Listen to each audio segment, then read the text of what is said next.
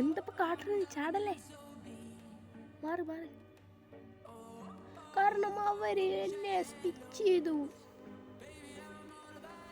വേഗം മാറിനയിൽ ഹെൽപ്പിന് വിളിച്ചിട്ട് വേഗം ഡോറ് ക്ലോസ് ചെയ്യട്ടെ.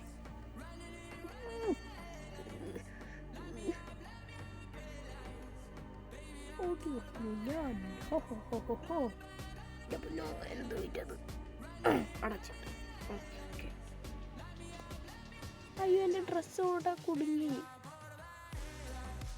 ഒരു കാര്യം ചെയ്യാം, ഡ്രസ്സ് കട്ട് ചെയ്യാം.